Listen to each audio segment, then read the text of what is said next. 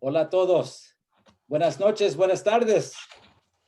This is Abelardo de la Peña Jr., Director of Marketing and Communications with La Plaza de Cultura y Artes, welcoming you to En Casa con La Plaza. Plaza de Cultura y Artes brings you these conversations, presentations, demonstrations, performances, and more from our home to yours. 3, sometimes more per week. It's our way of fulfilling our mission to tell you the little-known stories of Mexicans, Mexican-Americans, and all Latinos in the founding, growth, and evolution of the LA area. Sponsored by SoCal Gas and California Humanities. If you're on Zoom, please, we have our chat feature, we have our Q&A. Let us know where you're viewing from. Ask us questions. We might take them before, during, or after the presentations, after the conversations. Facebook Live, our friends on Facebook Live, please, we have our comment section. Let us know where you're viewing from. Say hi to Lalo, say hi to Dan. Give us some comments. It's interactive and it's live. And tonight, as you know, every other week we have our special host, El Señor Dan Guerrero, with his happy hour. Come on up, Dan. I'm here. Where am I? Hello, everyone. How you doing, Abelard? How was your week? You survived another? I survived another week. Thank you. It's still, it's getting better every day. And I don't know. Well, yes. We had a very good week in some ways, but it aged me 20 years, which, by the way, I did not need. Pero we triumphed, ¿verdad? But that's a whole other show. A whole other show. But just that, props to your state of Arizona. Yeah, Tucson, where I was born, and yeah, Arizona. I was so happy. It's been another color for a very, very long time. So that was very cool. I'm happy about that. And I'm happy about tonight's guest, and I'm happy about our upcoming guests. Shall we billboard them? I want to tell folks. Okay, so we have a great guy tonight, you know that. But next, on our next happy hour, we have Lucy Arnez. Now, Lucy will be talking about Lucy because she's an amazing performer. I saw her in several Broadway shows back in the day. She does concerts. She's fabulous. And she'll be talking a little bit about her mom, but mostly about her dad, Desi, and his Cuban roots and how he instilled the love of Latino culture in her. So Lucy is next up. And then we have a very special holiday. That's right. Christmas is like 5 minutes away. So we're having a holiday happy hour on the 18th, I believe. And we have Louis Perez, the Louis Perez from Los Lobos. And I'm really excited about Louis. He is one, como se dice, loco vato, in a good way. So I'm looking forward to that. And with Louis, we have a very special guest, a friend to us both, who will be sharing some early Christmas memories as a child. She and Louis will swap stories, and we have a special appearance from Linda Ronstadt with Louis.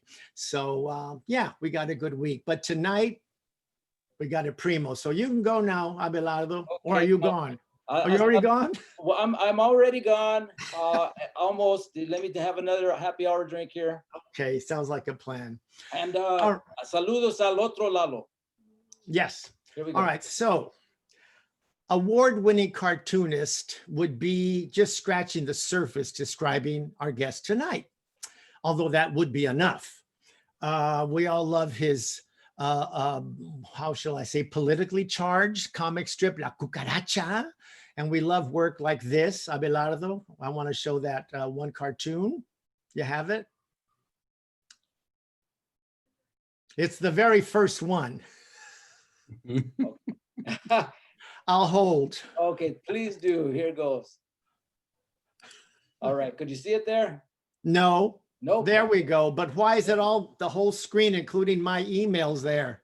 Well, let's try it again. Like I said, we're trying hard here, and here goes one more time. This is live, ladies and gentlemen. Woo! Okay, we like that. We like that. So we love La Cucaracha. We love cartoons like this. We love his long-running Pocho Hour of Power on KPFK FM, which we love. He's authored 4 books. ¿Qué más? Oh, consulting producer on TV, animated series, and so much more. So we're going to talk about all that stuff. But it all, to him, it all comes down to, he describes himself simply as a journalist.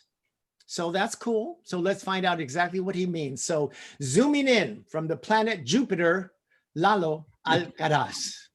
Lalo, Hey, everybody. how are you? Having me. Thanks to La Plaza, Abelardo, the other Lalo, and thank you, Dan. It's an honor to be here. Oh, I'm thrilled you could make it. I know you're so, I remember after one of the Coco, we'll get to Coco later, but you were consulting on that, and I was on one of their, I don't know what they call this, advisory council. And we were at the airport going back from Pixar, and I was with Herbert Siguenza, who was with us, and we're chatting. I look over and you on your laptop. It was like 8 a.m. I thought, my God, that man never stops, which probably explains why you do as much as you do. Now tell us how you describe yourself as a journalist, because I think most people think of journalists as, you know, words, text, you know, as opposed to what you do. Well, I've written journalistic pieces for years, but I also consider satire and editorial cartooning as journalism. I mean, opinion, you know, writers are considered journalists, and that's what I do. I write my opinions in the form of cartoons or satire or performance art pieces, and back in the day in comedy sketches. But, you know, the one thing that journalism and all these things I just mentioned have in common is truth. You know, there's, you know, you could argue there's, you know, obviously it's piece satire doesn't have, it's not all truthful, but it does have an element of truth in it. And that's what makes it good satire, you know, that will pick apart a point. And people know when, you know, your work is whiffs of BS, you know. Look at all the spokespeople for Trump, right? When they try to spin propaganda, we know it's all false and lies, and it just falls flat. But satire is truth for sure. And I'll tell you who agrees with you. You're the recipient of 5 Southern California Journalism Awards for best cartoon in a weekly paper, right? I'm up to 7, but Ay, mijo, you will update your bio, please. I'll hold. Let's talk. Oh, what's your beverage? I want to toast you. I salute you. Thank you for being here. Salud. Salud.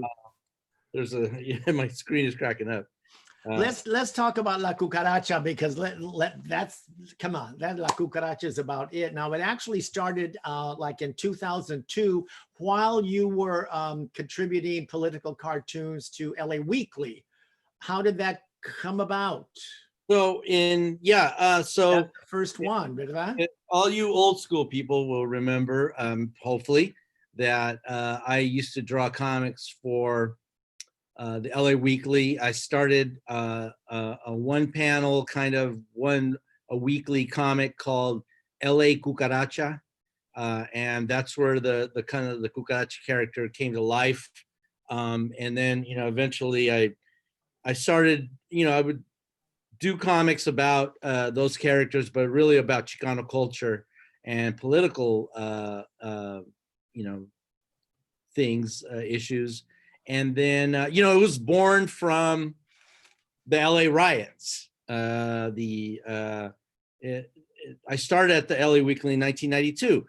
Do you remember Ruben Martinez, the writer? You know, he was a writer there at the LA Weekly, and he's the guy that went to Kit Rackless, the editor of the LA Weekly, at this weird time in LA where, you know, the city had just burned, many people died, and it was a little bit like now, you know, there was a reckoning, you know. Yes. Like there was self-examination of like, why did the city burn?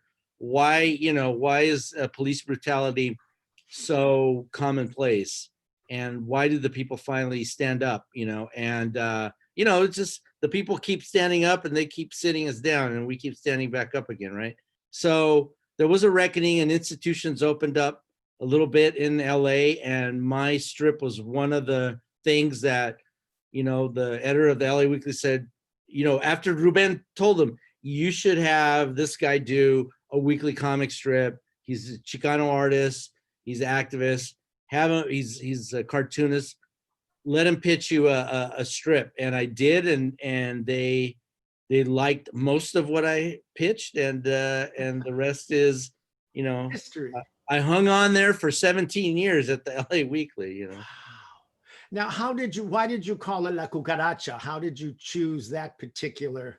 Sure. I mean, I called it LA Cucaracha to honor LA, obviously. And then LA is, even though I am from San Diego, but LA is my pen name initials, Lalo Alcaraz. So, and the Cucaracha, the La Cucaracha song that we all know from childhood and from, bad Mexican movies or whatever, and from, Cheech's lowrider car horn, right? Right. His, it is actually a song that predates the Mexican Revolution. We think that it's from the Mexican Revolution, but it's really a song that came all the way from Spain, and was a song that it was a ditty, a folk song that people would change the lyrics to make fun of, the leader of the country, the king, the monarch, the duke down the road that you hated, whoever that was pissing you off.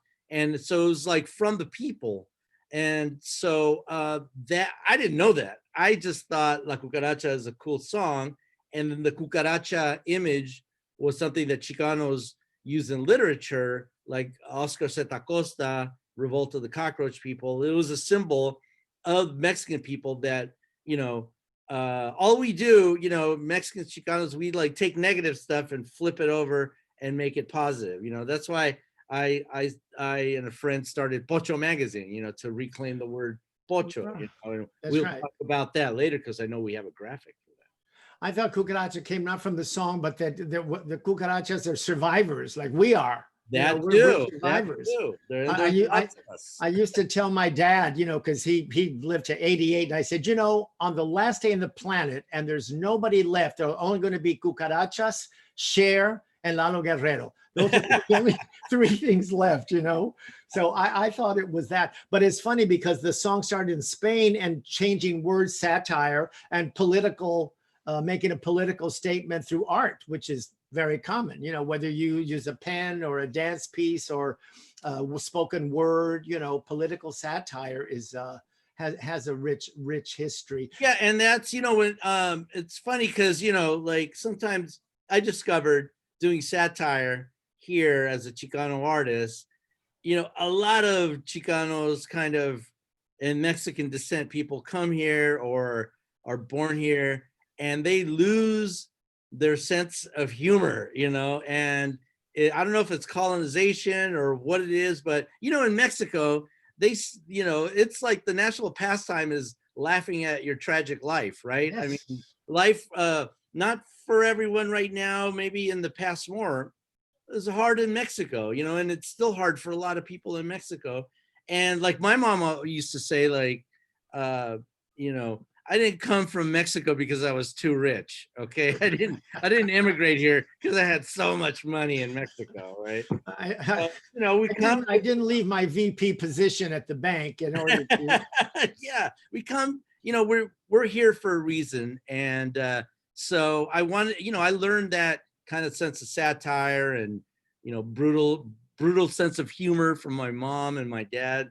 And I incorporated it in the work, and then, but sadly, I get a lot of pushback sometimes from people in the community that just don't get jokes, and take things at face value.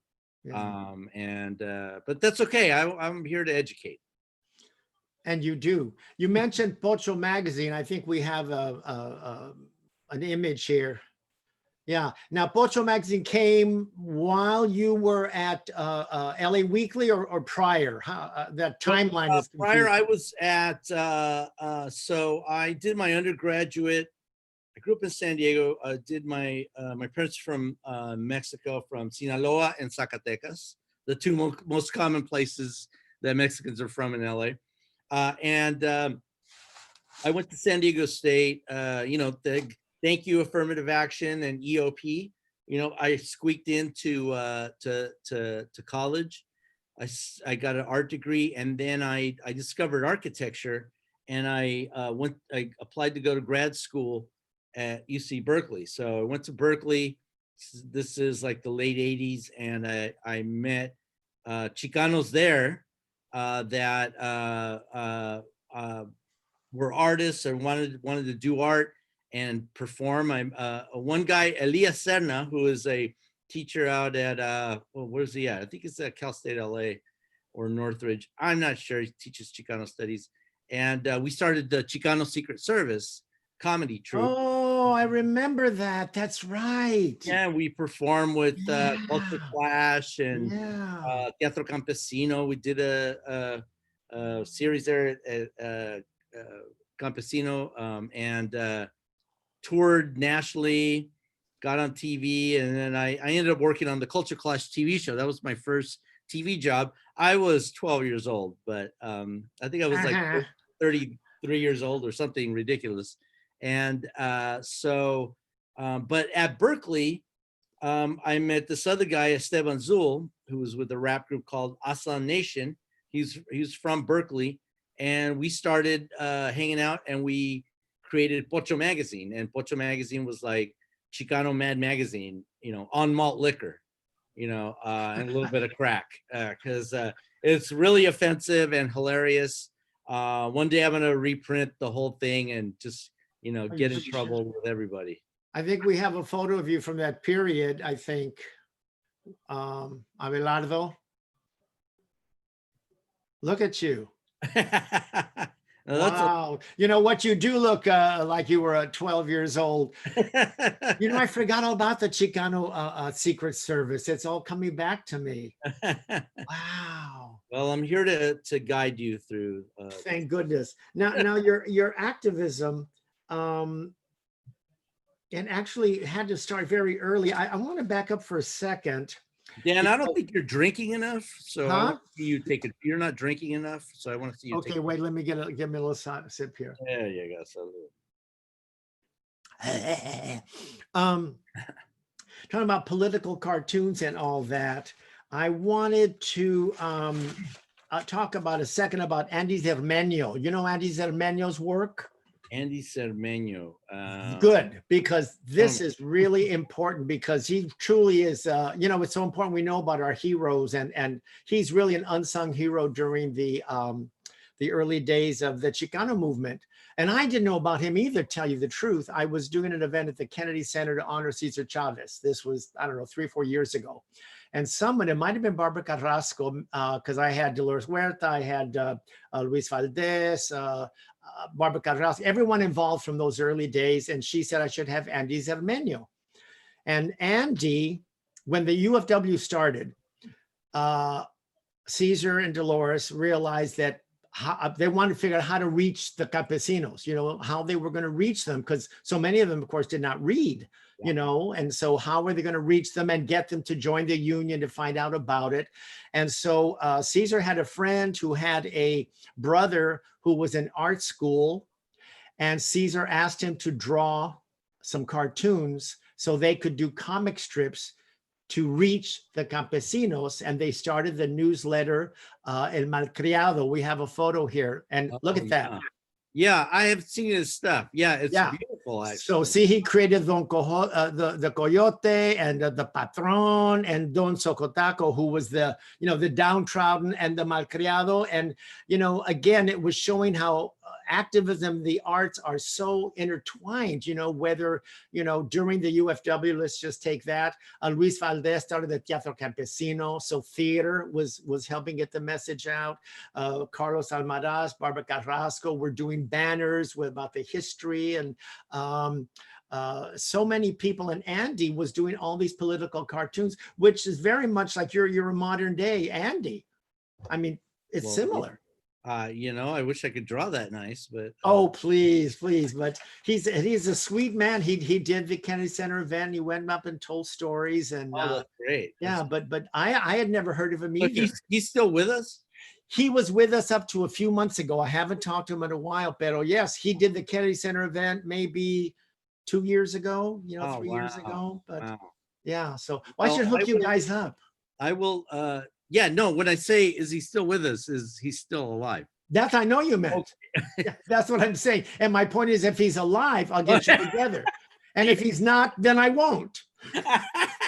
That makes sense, right? Okay.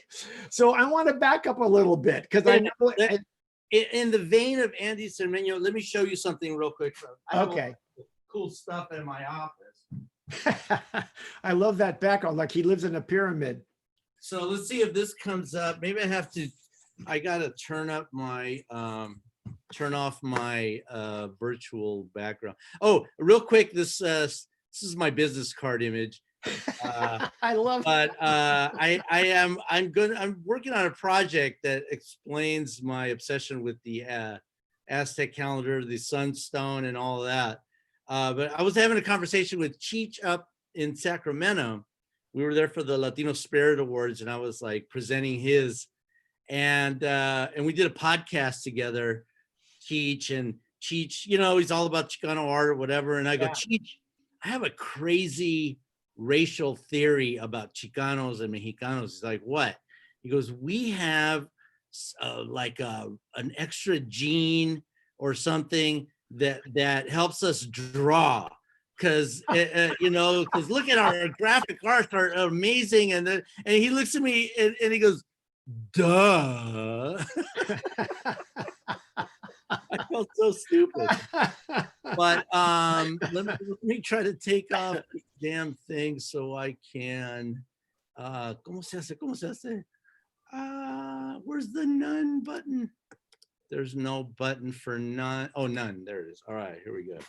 I got a nice fire going. Yeah, look at you. Woo! Wow, upscale Chicano. I have the wallpaper from the Haunted Mansion at Disney. Is that true? I don't know. It looks just like it. But this is one of my big influences. Oh. Gus. I remember Gordo. Yeah, Gordo was like the first Chicano or Latino comic strip. I forgot about Gordo. Totally. Yeah, it is the first one in the history of the U.S. and it ran from 42, I think, to 1985. And I used to read long. I mean, I remembered in the 50s, but it was done by a gringo, Vance. No. It says by Bud Vance. No. Why I say Bud Vase. Oh, it's a joke name. It's like a flower vase. Yeah, Bud yeah. Vase. He used to write. It's Gus Arriola. Wow. He used to write joke names for himself. It's just beautiful artwork. When you showed me that piece by Cermeño, look at that. It's just amazing, beautiful artwork. And he puts at the end, he puts he opens a bottle of wine with the pig's tail. But anyway, this is how, it's important for artists to be inspired when they're young by other artists, Of course. And as you are inspiring people today. I hope so, but I saw that and when I was a kid and I was like, I could do that, but he was the first one ever. So hats off to Gordo. So what were we talking about? I forget. So I'm so glad you did that. That totally flashback. I used to see it in the 50s. I grew up in the 50s in East Hill, and I remember Gordo. Yeah. So you reminded me of two things: Chicano Secret Service and Gordo. Yeah. But I introduced you to Andy Cermeño, so we're going neck and neck here, But now I hope Abelardo's taking notes for this thing because we don't have to. This will live on forever. It's live. This will be on YouTube when you and I are God knows where. Oh my God, we're gonna be in the ground. So let me ask you, because I know, actually it's funny because you reminded me your upbringing kind of like oh, mijo, look at you. Of Gregory Nava. Gregory Nava did my happy hour, I think, a couple of shows back. He grew up in San Diego near the US-Mexican border as you did. And he was saying, I wondered if you can you hear me? Are you out? Oh, okay.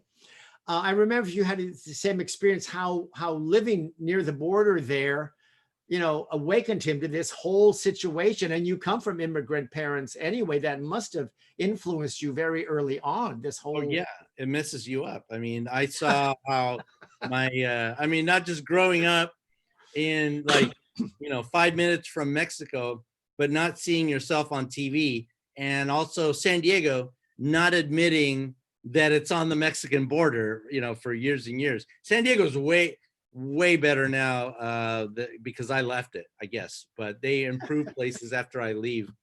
And but now it's a lot more chill. But back when I was growing up, it was a very anti-Mexican, very racist town, military town, and super conservative, and we were little cholillos. We couldn't ride our bikes without getting pulled over by the cops, every 5 minutes. So yeah, it messes with your psyche. And plus, I saw how my parents were mistreated as they were just doing nothing but an honest, hard ass day of work. My mom cleaned houses, for the suburban white ladies who I thought were like millionaires, because they were like, they had someone to clean their house. And then my dad was a landscaper, gardener. We used to work on the weekends, and but I would see how people would treat him like he was a robot or just cool, and so that pissed me off. Mexicans, we have we hold a grudge for 100 lifetimes. I think my fire just collapsed over there, but check it out. Woo, no, it's still going strong. No, I mean, all the logs fell over. But we Mexicans hold grudges for 100 lifetimes, and that's me. Well, we have reason to. We have reason to. I want to know what kind of a kid you were, and I think I don't know how old you were when you did these drawings. Can we look at these? We have 3 of them. How old please don't tell me you were 35. How old were you? Let's go to the next one, Abelardo. Quite possible, but I'm pretty sure I was 14 or 15, around there, just discovering, wine and weed.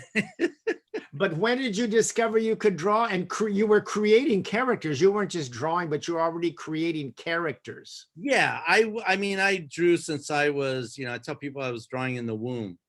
That really pissed my mom off. It really hurt. But yeah, I was drawing since I could hold the pencil. So I have in my, my family back in Mexico, I have you could trace it's the Alcaraz line. Alcaraz is my mom's maiden name, and they are the artists. Like my grandfather was a ranchero in Sinaloa and in Mazatlan, and he, I just learned. I mean, he was a ranchero. He would design and build, ranch buildings and farm buildings, and he would caricature people, which is what I just learned in this right before the COVID shutdown. I went to Mexico for my cousin's funeral, and I learned a whole bunch of stuff about my grandfather, who died in, he died in the 40s. I mean, so the genes come from him, passed on to my cousins who are all artists, and I got stuck with a few of them, so it's good. So my Cheech theory is holding. Totally. I know you talked about a little bit, but I know you even taught at Otis Art Institute after Berkeley, and with a master's in architecture. I'm still trying to get that transition from what seemed like one career to, Pocho magazine and all this huge career that you've had, and your activism, how that switch came. Yeah, I don't know if I'd call Pocho magazine a career, but well, the Cucaracha drawing and everything. Yeah, I had always wanted to teach, and the opportunity came to teach at Otis, which is a cool story too, because when I was in high school, my art teacher made me the TA for the art classes, and he recognized that I had a little ability. and she would give me the catalogs for all the art schools that came in, to the high school, right? So I would see, probably Rhode Island School of Design. I would see catalogs for Cal Arts, probably I saw some. And then I remember the Otis Parsons, it was called back then. Yeah. But, what I didn't know was I was a poor cholo, and you have to have money to go to college, or a lot of scholarships. So, I didn't even know I was going to go to college, but that art teacher really filled my head with ideas of, seeing there's something more, like there are these schools that you could go to maybe, or you could go to state school. It's just as good an education, probably less connections than going to Cal Arts or something. But, I still excelled at the state school. But I credit her, Miss Nichols, for opening my head up about that. And then the one African-American teacher we had in our school, Coach Ash, he was the tennis coach and ended up being my counselor at high school, and is the one that told me, you have to take certain classes so you can apply to college. And I'm like, what? What's that? And but he's the one that pushed me, and I got to talk to him, about 10 years ago, and I called him up and I said, you know what? Thank you for being that one person that really pushed me in that direction, because the rest of the school was not pushing me in any direction, except, go take shop class, Yeah, especially at that time. I mean, that's what Hilda Solis, I love Hilda Solis, and she told that story about growing up when she did. Her mother, of course, the epitome would be to grow up to be a secretary. Mm-hmm. And Hilda says, and I did. Secretary of Labor for the United States of America. I love that. The place went wild when she said, I love that story. I love that story. Badass. Yeah, that's, Oh, yeah.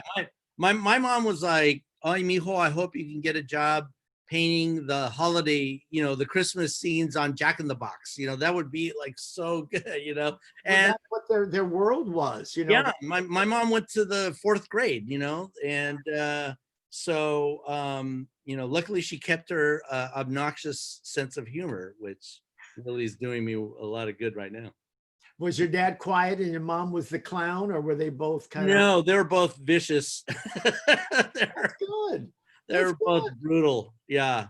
My dad had the Mexican nicknaming magic, which like, he'd look at you and be like, you're El Chato, and that's your name until you die, right?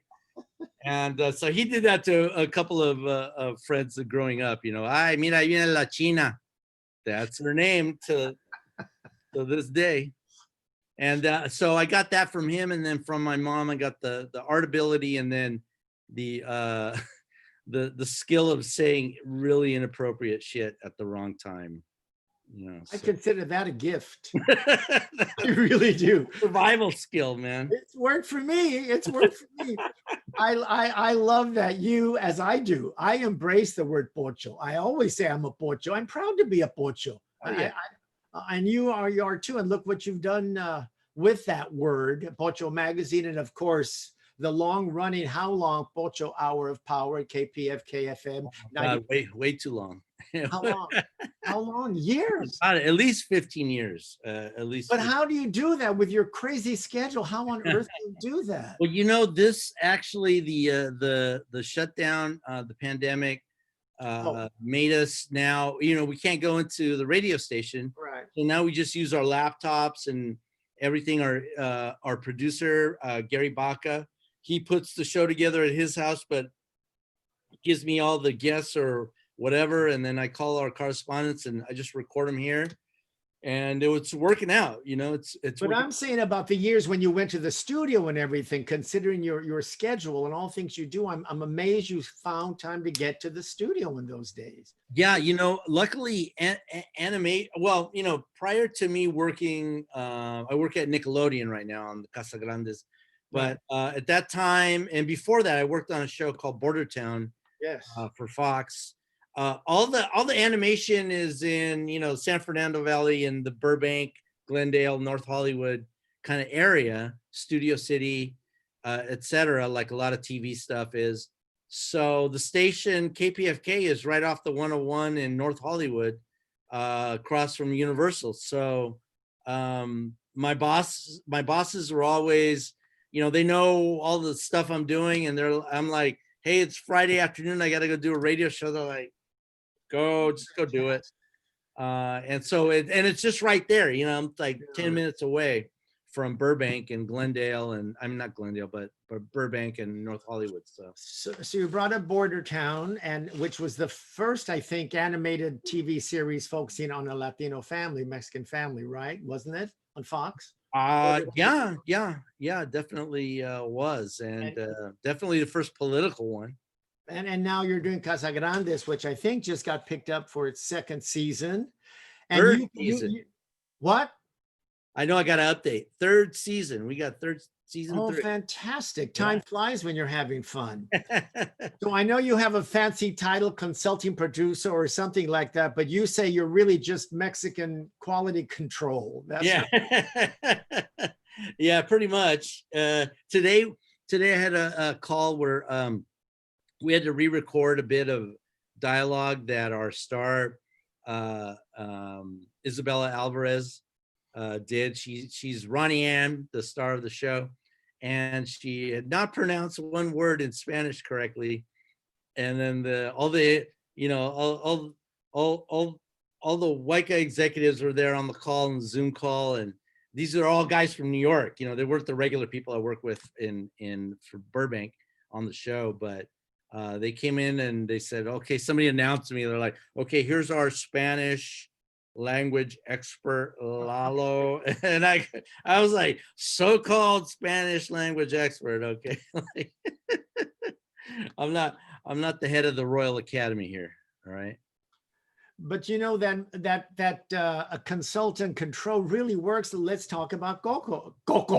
Well, it is Coco, isn't it? Coco or Coco. But Coco. Yes, Coco. And of course I love Coco. But that really worked. You know, you were doing more than I did, but on that group that I was with, I think, I'm making this up, but I think there were about 15 on this advisory council, they called us, and we'd go up in groups. I know Luis Valdez was there, and Herbert, and me, educators, musicians, but man, it worked, because let me tell you, the very, very first time we were up in Berkeley and they showed line drawings, it was just line drawings. The script was there, and the VOs, all the voiceovers were from, hey, me, you know, had nobody, it was just people working there.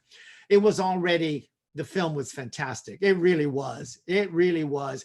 Pero it was all that little stuff. As soon as it went off, and somebody right away said, you know, where the abuela, you know, chases him with a broom, it should be a chancla. Oh yeah, chancla. Oh, you've got to have a chancla. Yeah. And then now they alter you, and people, and they listened, and it paid off. They really, Pixar took it seriously by having all these, and music people, specialists in different areas.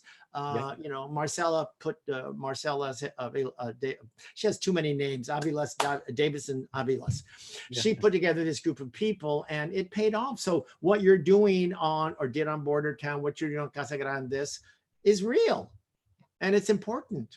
You know, I mean, when she approached me about going on to the Coco team, I mean, of course I was like cynical about Disney, and I had just attacked Disney for. No. Did they know you were one and the same person?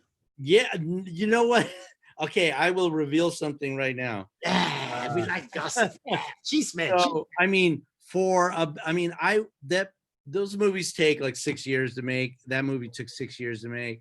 I came in around the 4th year and to the end, you know, and the producer, my San Diego State fellow alum, Darla Anderson, she was the executive producer in the film. She pretty much told me, like, you know, they still don't know, they still didn't know up until the end who you were. Because he kind of like got me in there Tell And- our viewers what you did that would have made Disney pissed. Tell them how what you did, you naughty boy. Oh, sure. Well, we were all pissed off when we found out that Disney tried to trademark the term Dia de los Muertos for product purposes. The movie Coco at the time was working title Dia de los Muertos. So that's why some lawyer in Burbank was like, hey, let's go register a trademark for that. Not knowing you're doing the equivalent of, let's go trademark Hanukkah or something, let's try to trademark Christmas, right? Like, not going to happen. And extra inappropriate, you're doing it from another culture, another country. So, we're all up in arms. Chicanos, this happened over the course of like 5 days. Tuesday night, we found out about it on accident. Everyone was outraged. Tuesday, Wednesday, Thursday, by Thursday, there was a petition that a Chicano studies professor in Colorado had put out. And then I put out a cartoon called Muerto Mouse, which showed, Mickey as a big dead mouse, whatever. And taking your culture, right? So, this is not the first cartoon I've done against Disney that Disney noticed. I know they noticed it. And by Thursday night, whoop, they withdrew the trademark application. My cartoon was viral, the petition was viral, and we were looked at each other like, wow, we actually won one of these battles, and we never win, right? like we never win. So it was amazing. A year later is when Marcella hit me up and said, you know what? I'm working with Disney. I think I want to invite you and then Octavio Solis, the playwright from up north, who I had never met, but we all know the same people, right? Sure. And so we're the trio that worked on, we're the main consultants on this film. And so I it took me a little convincing, but I was like, are you guys gonna have brown facing on? I asked Darla, are you gonna have, freaking Keanu Reeves play a Mexican? And they're like, no, absolutely not. I go, okay, are you gonna listen to what I say? And they said, we'll listen. I go, okay, all right. I thought about it and I thought this thing is gonna be so huge. I didn't even realize how global the thing was gonna be. Sure. I just thought this thing's gonna be around for 100 years. Why not make sure that it's right? Right, yeah. I felt the same way as I was flying up there. I thought, what if I don't like it? I mean, you're sitting there at this big table and you go, it stinks. I mean, it was a little scary. Yeah. But it was fantastic from the beginning, and it just needed all that, tweaking, and they listened. They really did. Oh yeah.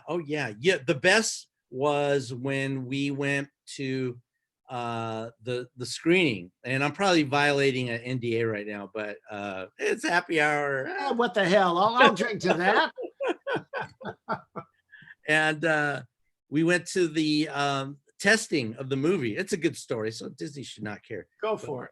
We went to the testing in Arizona. It was in Tempe, right? They tested the movie because they had a kind of cross-section of audience there. They have a lot of Latinos, a lot of Mexican Americans, and a lot of white families, some conservative white families there. And they showed this, and the thing was a smash hit. The audience loved it. The conservative Christian people were like, this is not my, it's not my bag, it's not my beliefs, but I like it. I understand it. I respect it. And it's cool, And then when we lined up the Latino audience members, oh my God, they were like, I've never seen a film like this where you did everything right. You did the music's right, the dialogue's right, the voice acting's right. And again, it was animatic. It was the executives after were like, we've never shown a film with so much, animatic is, sketched versions of the animation with the dialogue like Dan described earlier. We've never showed a film with so much scratch animation that did so well, and it was, and I sat there and the executives were like, well, what do you think to us? And I was like, I feel validated and vindicated here. I'm like, I told you, everything that we advised them on, the audience got and they loved. So it was like, woo. It holds up. I must have seen it, I don't know, 2 or 3 times in the process. And then the premiere, we were at the premiere together. Remember it with the guy from, ¿cómo se llama? Camilo from Mexaresi. Camilo Lara. To the sound. Yeah. Yeah. Yeah. And I saw it, I don't know, a couple times after that. And every single time I was riveted the whole movie and cried at all the right places. And, it's like watching reruns of the Golden Girls. I still laugh at the same jokes all the time. They're timeless, So anyway. Real quick, I met up at Pixar in Emeryville. I met the Chinese guy that is the movie marketing guy or movie distribution guy for Disney out in Hong Kong. Mm-hmm. And I talked to him for a bit and he goes, well, you haven't seen anything until you've been in a movie theater full of Chinese people in mainland China and they're all bawling watching Coco. He goes, and I go, wow, I got chills. Yeah. Every time I think of it, it was so powerful all across the world. I couldn't even imagine, and then it became the #1 movie in Mexico of all time. So that was a little more vindication. Although, the previous #1 movie in Mexico of all time was Avengers. So, Well, at least they're yin and yang. We like yin and yang. I want to talk before we wrap, because we have questions and people are going to have questions. And also, wait a minute. Let's not forget your family here. You're married to a school teacher, right? And you have. Did I ask you? Huh? In the email? What did you ask me? I said, don't really talk about my family because. Oh, no, you didn't. You told me not to say where you lived. We have security problems and that's fine. No one knows where I live. And but you did not email. You emailed me not to say where you live. That's why I said you were zooming in from the planet Jupiter. Okay, well, they're on Jupiter, so. Yeah, let's talk about Pocho.com. Thank you. I love Pocho.com. First of all, it looks like a piñata exploded. And you have all these incredible things on it with Gustavo Arellano, himself, of course, writes for the LA Times, Ask a Mexican. He's people think we're the same person, right? Well, have you ever been seen together? No, we get drunk together, but nobody can see us. We go invisible. You're kind of like Chita Rivera and Rita Moreno, right? Everyone thinks you're the same person. I'm Rita in that. Rita. So tell me about Pocho.com. How long has it been up? Pocho.com is the offshoot of the magazine, of Pocho Magazine. And it's went into business doing it, it's kind of my first kind of corporation thing. And everyone's kind of dropped off from it, but except for my main man, Dennis Weiland, who is my webmaster and editor-in-chief. Dennis is like an internet pioneer. He's from Philly, and he recorded a bunch of. He used to work in radio. He was like an old school radio dude, and then became one of the first internet dudes. And I mentioned this because he has really great stories about recording Billy Joel and stuff, but also about I can't repeat them, but flying to. On a junket with Led Zeppelin on a jet from Philly to Miami or something. And then all kinds of shit happened there. But Dennis is my editor, and he is also the webmaster for Spinal Tap, the band. Yeah. So, I run in high circles, But there's so much content. I mean, the content is tremendous. Yeah, we used to have a lot of articles, satirical articles. Thought we were the Chicano Onion for a little bit. These days we do occasional posts, but mostly we have a lot of my comics on there, and we're real good at attacking the headlines and finding when to rerun stuff or when to post things. And We encourage you to go out to pocho.com. Yeah. And really my hope is, I'm sorry.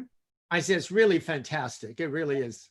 Thank you. My hope is, when I grow up and blow up, I can turn it into a full-fledged channel. But right now we're still scratching and clawing to get some deals going. Yeah, but you have to promise us you will never grow up. I think growing up is overrated. I totally do. Oh, I know you haven't yet. When are you gonna grow up? No, I ain't. Listen, if I haven't by now, I ain't gonna. I'm trying to. Hold on a second. I gotta. Damn it! Where is it? Where is it? I have an awesome photo in my studio. You just mentioned her, but I guess I cannot. Oh, here it is. Well, first I'll show you the Casa Grandes. Oh yeah. Casa Grandes, Nickelodeon. This is 6 to 12-year-old show for 6 to 12-year-olds. But the way we write it, it is co-viewing worthy. Like if you're a parent and you're watching this show with your kids, you're gonna find a lot of funny adult stuff in it. That is very entertaining, and it's the first show about a multi-generational Mexican-American family. And that right there, the dog, Yeah. Lalo. Oh. And that was named after me before I got on the show. Really? This is Sergio the parrot, is named after Sergio Aragonés, the cartoonist from Mad magazine, if you remember Sergio Aragonés. Yeah. And so their pets are named after famous and semi-famous Mexican cartoonists. Oh. And then here's what I was looking for is me and Rita Moreno. Yeah. Oh yeah. Amazing. Look at that woman. She's the same. She's the only person I ever got nervous interviewing, man. She was like, man, she's great. I used to love that when she would leave, remember answering machines? And she'd leave a message and it would always be like this. Hello, Dan. This is Rita Moreno. Just like that. Hello, Dan. It's Rita Moreno. She wouldn't say Moreno. It was Rita Moreno. I'm like, oh, okay. Hi, how are you? Anyway, we could take 5 more hours of talking, but we have people. Abelardo, do we have some folks that have questions for Lalo? We certainly do. We have Beatriz Ochoa asking, Lalo, is there anything that you would have done differently if you could do it all over again? And what advice would you give to an aspiring artist? 2 questions. Okay, I would have been born white. It would have been easier, trust me, I think. No, just kidding. Let's see. I don't know. I mean, I don't think I would have the same sense of humor or ganas to keep working. I mean, I treasure the work ethic that my parents taught me.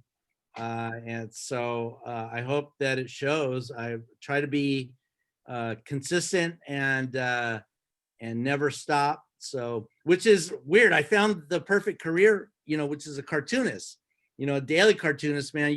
I'm on the Charles Schulz cartoonist plan, like draw until I'm dead. So that's my retirement plan. All right. Well, from Ruben Macareno said, I enjoy your political cartoons. Do you enjoy politics, or is your motivation based on the sign of the times? I'm not sure what that means, but I eat, sleep, I live politics. I love politics. I'm a nerd for politics. Yeah, so I don't know what the question means. All right. Well, we have one that may be a little bit easier. I look forward, from Mark Baez, I look forward every morning to reading La Cucaracha in the LA Times. How far in advance do you create each strip? They are usually very timely and current. Yeah, good question. So the daily comic strip you do those 10 days in advance. So it helps that my mom had a little bit of ESP power, and I think she passed it on to me. And but after a while, when Thanksgiving's coming up, and to do cartoons about Thanksgiving, that's pretty obvious. But like recently when the election happened, I knew that they would still be counting votes a day or two after the election, and I did a strip about that. So it's not hard to sometimes figure out what's going to be happening. Sometimes you have to just draw a strip about, huaraches or whatever, something general. But I want to give a shout out to my assistant artist, Joaquin Junco Canche, who is a young man from San Diego, a young Chicano artist who is a cartoonist. And so he helps me draw and write the strip now that I'm super busy doing TV. So, shout out to him. He really helps me do all my other work. You need to hire, sometimes you got to hire people to help. From Gary Rodriguez, what kind of student were you in elementary school, like fourth grade, for example, and thereafter? My favorite grade was fourth grade, but I, all the notes that came back from the teachers were like, smart kid, but doesn't pay attention in class. He's always drawing on his paper, and I still have a worksheet or two with the drawings down the side and whatever on the back, and so that was me. But I like school. It was fun. All right, from Sofia, Lalo, I'm a huge fan and find myself feeling so proud of your work. I read a lot of the hate you get, and I often wonder how you manage. How do you manage it? I do this. And you post it too. You post your hate mail out there on your Facebook. I used to be real thin-skinned about when I first started getting hate mail. It freaked me out. Like, what is this? But then, after 30 years of it, it's like, it's kind of the same stuff. It's usually the people writing it are the ones that have the problem. I'm consistent. I'm not trying to BS anybody. I don't have an ulterior motive. I'm not trying to steal anything. I'm pretty like open about what I believe in, and I wear my emotions on my sleeve. I'm really an open book. So when people accuse me of all kinds of crazy shit, I'm just like, you have a mental problem. You have an emotional issue that I can't deal with. So, bless you, hate letter writers. You bring joy to my life. All right. Well, you get your hate mail, but here on En Casa con la Plaza, you get a lot of love mail here. Audrey Chavez, Coco, it touched our hearts of all ages, social, economic status, culture, etc. Powerful. Marisela Cueva says Coco was beautiful. We have Audrey Chavez, powerful penmanship with political mensajes that pull at the heart and inspire others to act. Thank you, Lalo Alcaraz. And then from Alma Valenzuela Molina, just a comment, the Chinese also honor their ancestors like in the movie Coco. Maybe that's one of the reasons they were so moved watching Coco. Well, it's visually so spectacular. I have what is he? He must be a fourth cousin. He's like 2 or 3. He literally sits and watches Coco like on a row all day. Yeah. It's so beautiful. It's so beautiful. Yeah, I mean, I can't take credit for any of that, but I do know that like when it first came out, my friends would send me pictures of the kids watching the TV at home, and they go, "We don't have a TV anymore. We just have the Coco channel." That's right. A 24/7 loop, because it's eye-popping. It's just it's so beautiful. It's really beautiful. Pixar did an amazing job. There was no story, and it's so beautiful. It really it's something else. Well, I have an Easter egg in Coco If anybody wants to go look for that, next time you watch it 20 times.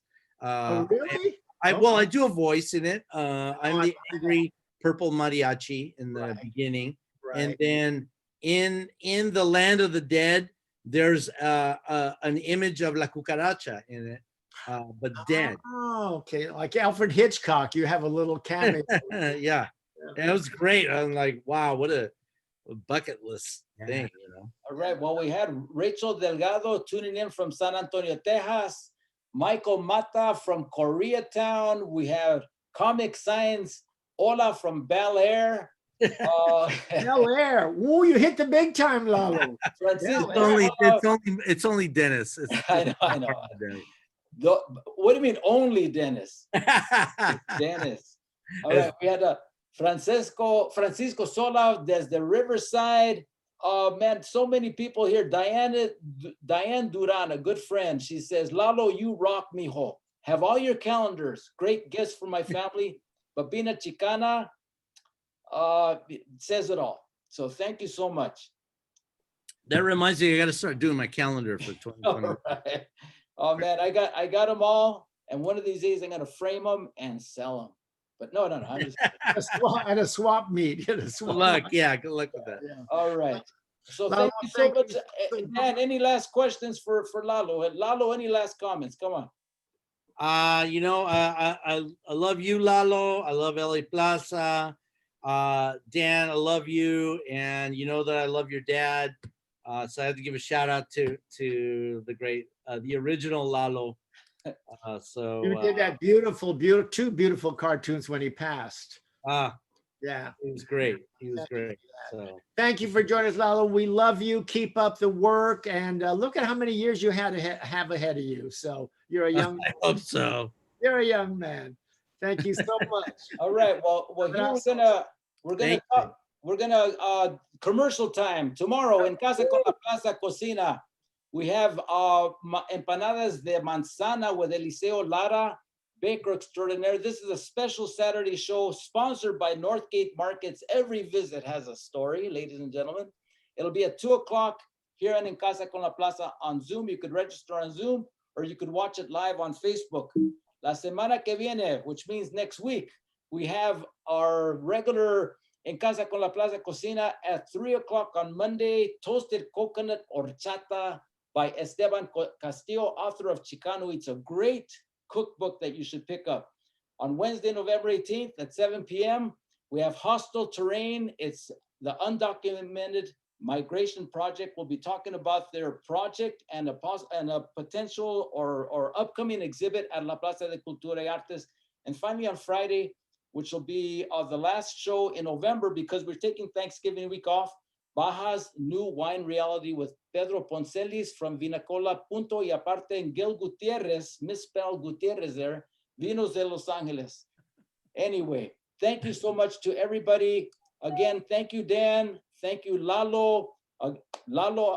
Dan's next show, Lucy Arnez. And then, of course, on December 18th, we have Louis Perez with special guest, Linda Rostamp with a special holiday greeting. And muchas gracias a todos. Thank you, SoCal Gas, California Humanities for our sponsorship. All of La Plaza de Cultura y Artes for their support for this program. We're nearing on 100 sessions. You could catch all of our sessions, including Lalo Alcaraz, on our second show back in April or May or something, talking about, which we didn't talk about, but we'll talk about here, your Pulitzer Prize finalist cartoons. You can check out that session on our YouTube channel at La Plaza LA and on our website, laplazala.org. That's it. I'm exhausted. That exhausted me. Good. Wow. Thank you guys so much. Gracias. Bye. Thank you. Thank you all for joining us tonight. Muchas gracias a todos. Nos vemos pronto. Bye-bye.